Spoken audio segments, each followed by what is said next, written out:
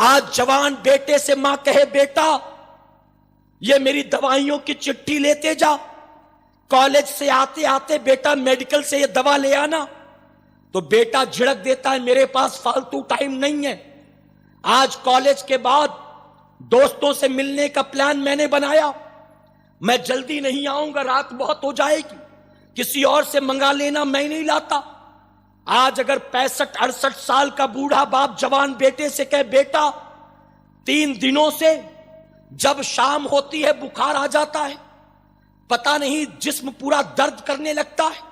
آج اگر تو دفتر سے جلدی آ جائے تو ڈاکٹر کے پاس چلیں گے، تو بیٹا اپنے باپ کو جھڑک دیتا ہے میرے پاس فالتو ٹائم نہیں ہے، ایک تو دن بھر کا تھکا ماندہ ہوں اور اس کے بعد آپ کو اسپتال لے جاؤں، کیا میرے ساتھ جائیں گے تبھی آپ کو آرام ہوگا؟ آپ اکیلے نہیں جا سکتے،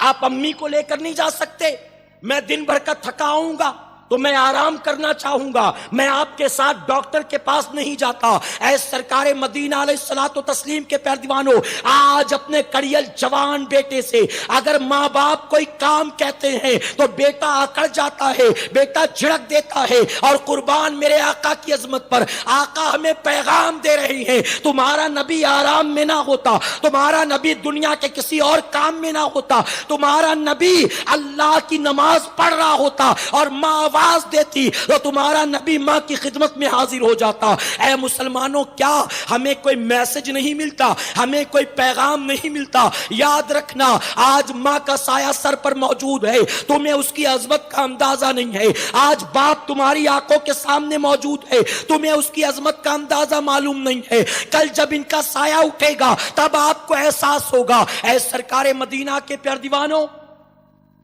کوئی اگر ماں باپ کو مہینے میں 200-500 روپے دیتا ہو جیب خرچ کے لیے، یا 1000-2000 بیچ دیتا ہو گھر خرچ کے لیے، تو کوئی احسان نہیں کرتا، کوئی کمال نہیں کرتا۔ میں پوری ذمہ داری کے ساتھ کہنا چاہوں گا، ایک بندہ پوری زندگی ماں باپ کے سرہانے ہاتھ جوڑ کر کھڑا رہے تو بھی اپنے ماں باپ کے حقوق کو ادا نہیں کر سکتا۔ نبی آخر الزمان جناب محمد رسول اللہ صلی اللہ تعالی علیہ وسلم کی بارگاہ بے کس پناہ ایک صحابی رسول حاضر ہوئے، عرض کرتے ہیں یا رسول اللہ صلی اللہ علیہ وسلم، اے آقا میری ماں بوڑھی ہے، میری ماں بڑھاپے کی وجہ سے بہت کمزور ہو گئی، بڑھاپے کی وجہ سے میری ماں کی آنکھوں کی روشنی جاتی رہی، جب حج کا مہینہ آیا اڑوسی پڑوسی ہم سے ملنے آئے، ہر آنے والا کہتا تھا ہمارے لیے دعا کرنا، ہم حج کے لیے جاتے ہیں، ہمارے لیے دعا کرنا، ہم حج کے لیے جاتے ہیں۔ ایک آدمی، 2 آدمی، 3 آدمی، 4 آدمی، مسلسل لوگ آتے جاتے رہے، یہاں تک کہ میری ماں سے برداشت نہ ہوا۔ رات میں نے دیکھا میری ماں اپنے کمرے میں بیٹھی رو رہی تھی اور رب کی بارگاہ میں عرض کر رہی تھی مولا وہ کتنے خوش نصیب لوگ ہیں جو حج کرنے کے لیے جا رہے ہیں، اے اللہ اگر میں بوڑھی نہ ہوتی، اگر میں کمزور نہ ہوتی، اگر میرے اندر چلنے پھرنے کی طاقت ہوتی، میری آنکھوں میں روشنی ہوتی، تو یقیناً میں بھی موت آنے سے پہلے ایک بار تیرے گھر کا طواف کر لیتی، صفا مروہ کی صحیح کر لیتی، حجر اسود کا بوسہ لے لیتی۔ عرض کرتے ہیں یا رسول اللہ صلی اللہ علیہ وسلم،